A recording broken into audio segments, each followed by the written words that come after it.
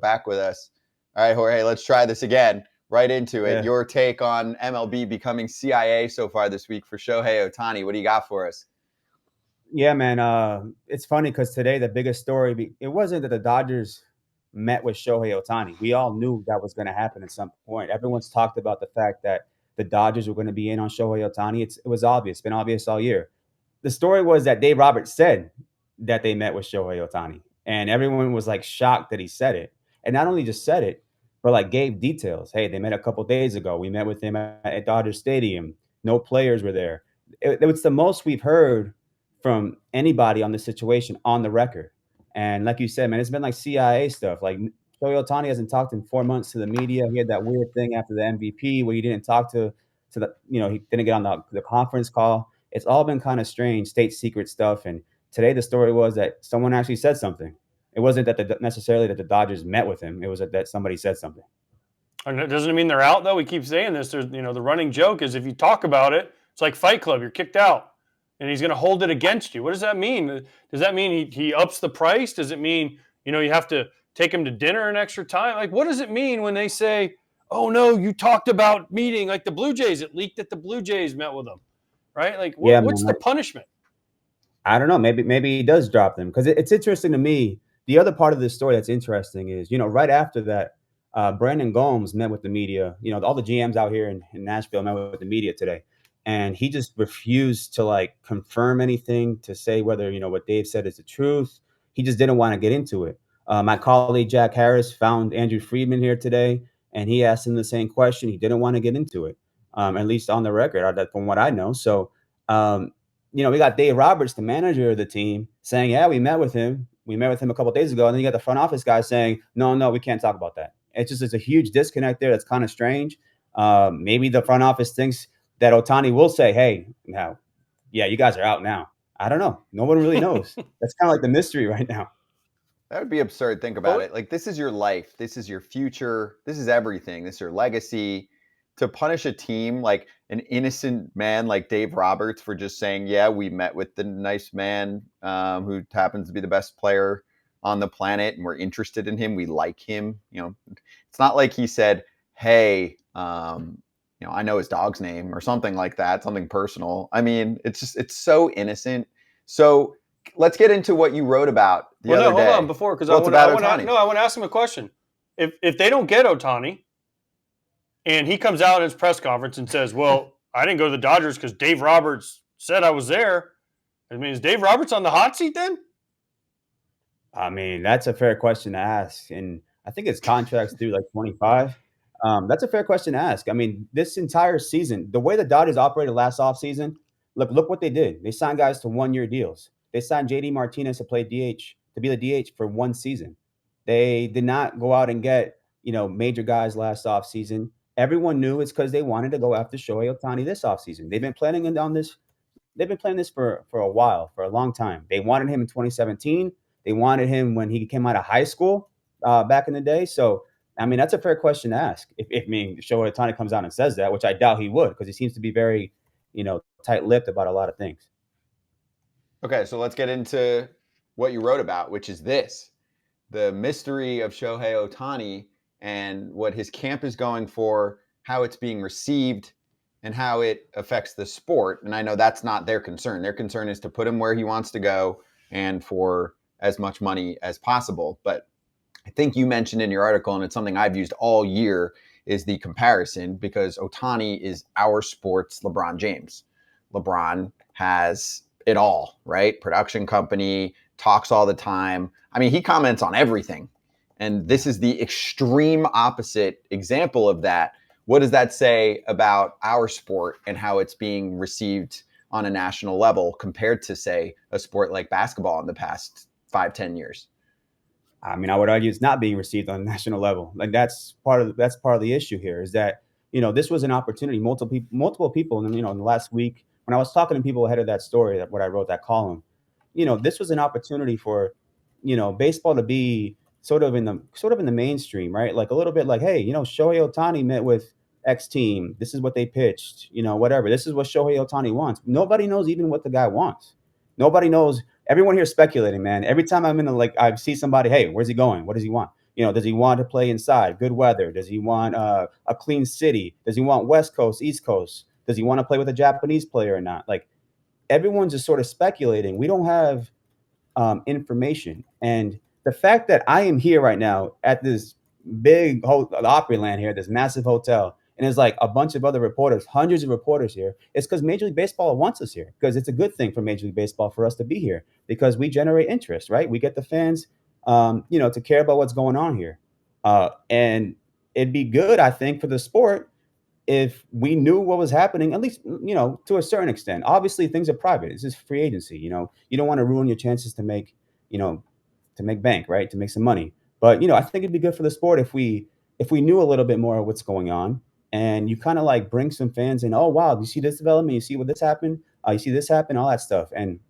I think the LeBron James comparison, obviously, it's not apples to apples. It's not the same exact thing. But if you look back on what happened in 2010, and I know that LeBron got roasted for it and going to a super team, and a lot of people were like, "This decision thing is stupid." But if you go back to look at the reporting, they were like the pitches were like reported, like the Cleveland Cavaliers did like a special video for him, and that's like Family Guy style and all this stuff. And that decision, though everyone kind of made fun of it, 10 million people watched it. And I'm not saying something that Ohtani were to do, like he doesn't have to do something like that, but like I think something, this is an opportunity that's being missed, and everything's so secretive, everything it's just over the top, and a lot of people in the industry are saying it. This is a lot of people are saying, frankly, it's dumb, and I know, like you said, like Ohtani's camp doesn't have to worry about that, but I think they are missing an opportunity here. Okay, so you're at the Opryland, and is this the first time you've ever been to that hotel? Yeah, because I didn't cover the 2015 winter meetings. Okay, so how do you find anybody there? Because it's so damn big.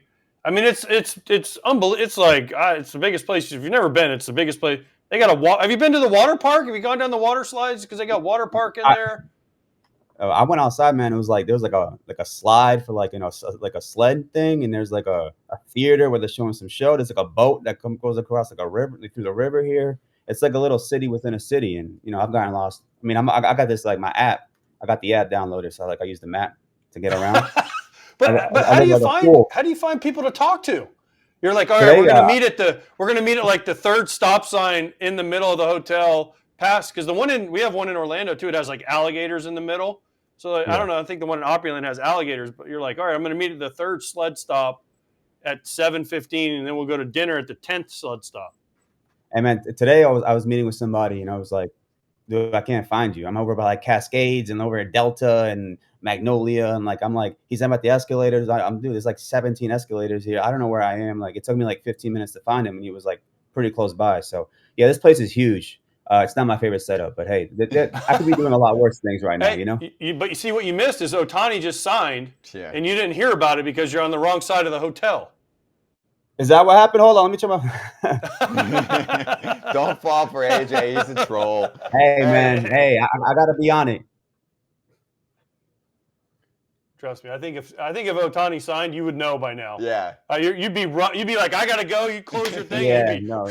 We just watch you out the door. Where do you go though? Because here's the funny thing: we're in the right spot right now.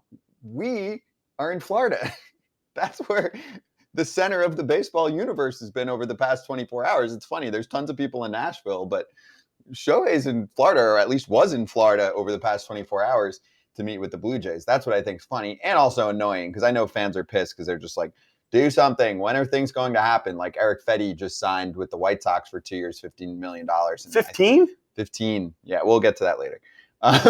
But I mean, that's some of the biggest money. I think that's the biggest signing we've had so far. I mean, the Churio deal separate, but I mean, that's what we're seeing right now at the winter meetings here. So let's push past this for the Dodgers and the Angels, because I know you're closest to those two teams. So first on the Dodgers side, two things. One, if they don't get Ohtani, what does their offseason look like? And two, if they do get Ohtani, what does the rest of their offseason look like?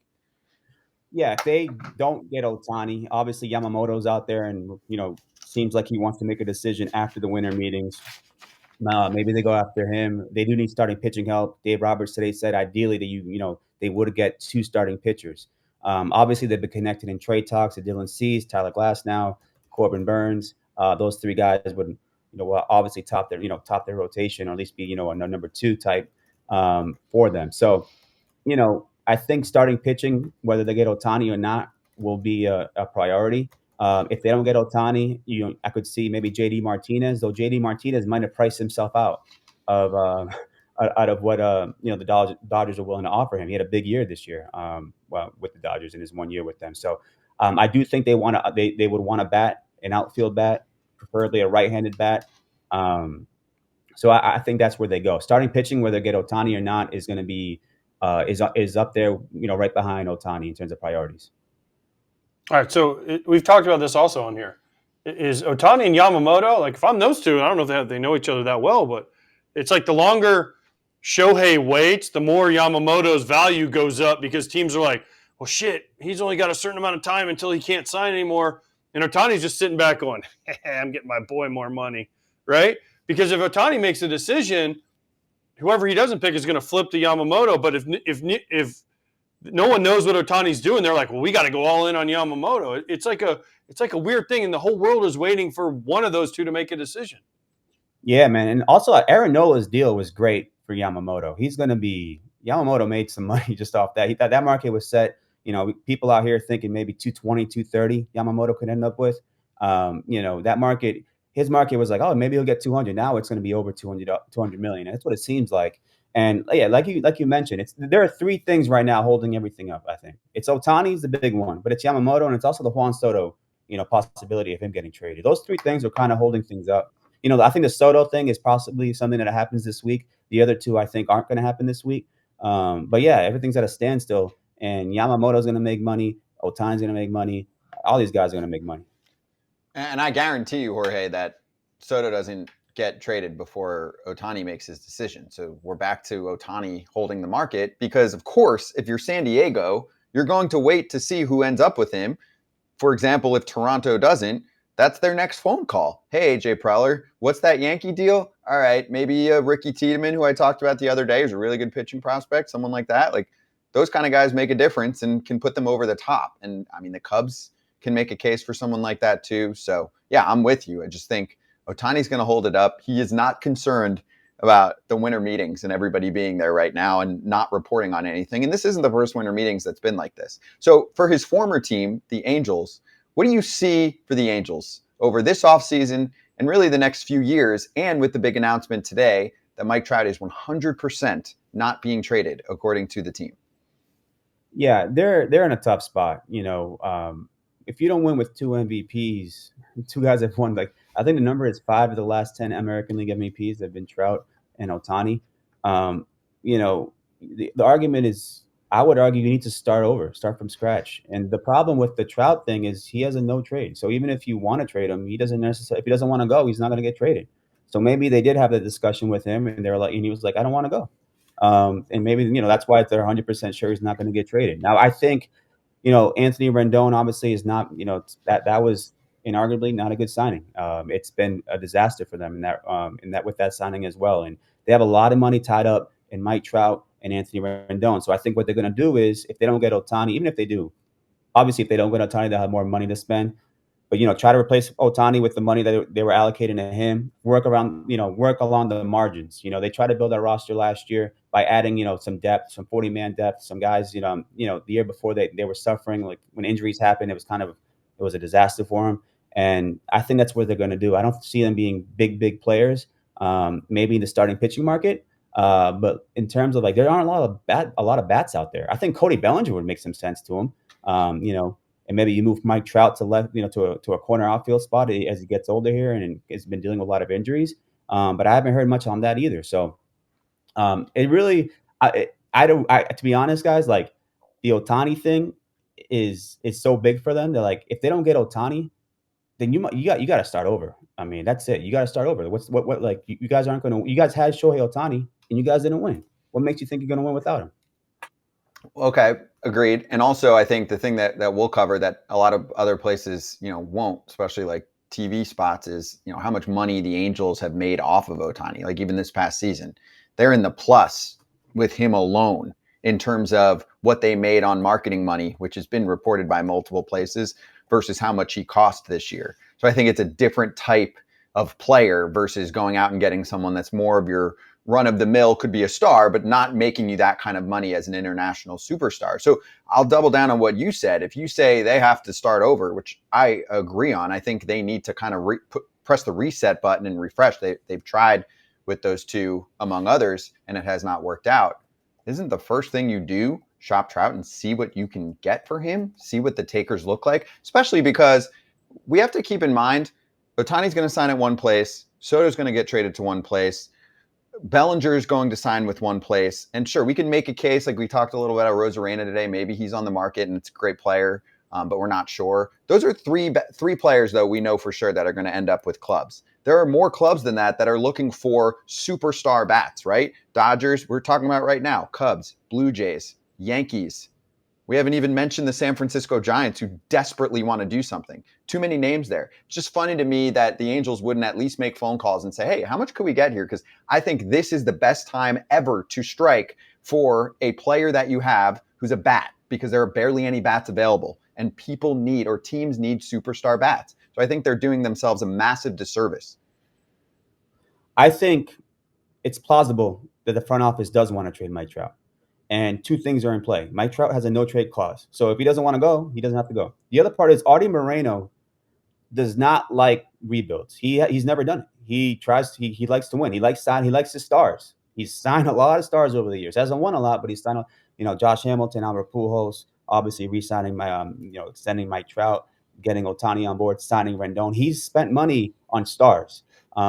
He's never indicated that he wants to do a rebuild. So if he doesn't want to, if your boss doesn't want to do it, what are you going to do? The Angels tried to trade Ohtani a year and a half ago. They tried. Ownership didn't want to do it. So there are multiple things in play. Even if the front office wants to do it, if the front office wants to do it, there's only so much you can do. Your hands are tied. All right. So we were talking about this, though. You say they can't win if they lose Ohtani. Mariners lost A-Rod and Griffey and won 116 games the next year. Right? I'm just saying. Do you like their roster like that? No, I don't. But I'm just saying there's precedent to guys. The Nationals lost Bryce Harper. They won the World Series. Mm-hmm. There's precedent to certain things happen. Now, these teams also had better cores in place than the Angels have. And they also went out and spent money and brought in free agents and did some stuff. So it's obviously a different situation. But there's precedent to losing Ohtani, and then if they spend the money right. Now, the one thing we'll say about Artie Moreno, he hasn't exactly spent the money right. I mean, he just goes out and it's like, whenever they signed Rendon, he didn't. Who they tried to get and he didn't get him. He's like, oh, screw it, Rendon. Oh, Garrett Cole. Remember they were like, we want Garrett Cole. Oh no, we'll just give Rendon $300 million, and he's got a bruised shin. He can't play. Yep. Right. So, I don't know. There's precedent for it, but the Angels don't have the infrastructure, the roster to be able to say, okay, we're going to go out and we have extra $50-60 million a year. We're going to go out and sign $6-10 million players that are going to help us. Instead, they'll go out and be like, oh, we want Cody Bellinger now for $50 million. Like, they'll do something crazy, right? Yeah, the infrastructure thing is key. When discussing the Angels, like, a lot of people talk about that kind of stuff when it comes to them. That Artie Moreno, yeah, he signs his stars, but you look, if you look beneath the surface there, it's ugly. And it's not by accident this team has not won with Mike Trout and Shohei Ohtani on the roster. They haven't won in a long time. They haven't won a playoff game with Mike Trout. That's like, every time I think that or I say that, I'm just like, how is that possible? And so there's more than just like, surface level, stars and who you get on the. There's a lot of stuff going on there. And the infrastructure, as you said, AJ, that stuff is very real. And we can go on about that, but that organization, whether they sign Ohtani or not, like, does it matter? I don't think so. That's sad. It's sad that you could have two of the top 5 players in the game and not win anything. Like, you got to build around it. They didn't do a good enough job. I agree. It's been tough, and patchwork is difficult too when you kind of keep putting Band-Aids over problems. And there's an organizational issue that we've covered for a long time here, pretty openly. So we'll let Jorge get back to biz over there. So hopefully some action happens. Don't get lost there for AJ. And we appreciate having you on, man. Dude, Jorge, you're from LA. I'm assuming you're from LA, right? I'm not from LA. No, I'm not. I'm from Massachusetts. Oh, okay. So then you live in LA. So you're used to the snow. I live right? in LA. Yeah, I know. Yeah, snow is. I've been in LA for 5 years. I don't even know what snow is anymore. But no, I was thinking, you go outside, go on the sleds, because they like have the big ice snow, fake snow thing in Nashville. So, I mean, I was thinking Jorge could go out, ride a sled, maybe come back, and Ohtani signs with somebody. I'm just trying to get dinner at some point here. Maybe tomorrow night, I think, is my night to go out into Nashville and like see what it's my first time here. Stay off Broadway. You've never been there? Tonight, though. Dude, stay off Broadway, bro. You'll never get home. It's like a trap. Why? It's okay. Oh, because you go from one honky tonk to the next honky tonk to the next, and there's like 500 of them in like, I don't know, a few blocks. So you just literally go from this one to this one to this one to this one to this one. Tonight's the night because nothing's happening right now. But so yeah, it's true. You just jinxed it. Nah, but hey, I hope I jinxed it, dude. I hope I jinxed it. Appreciate you though. Enjoy it out there.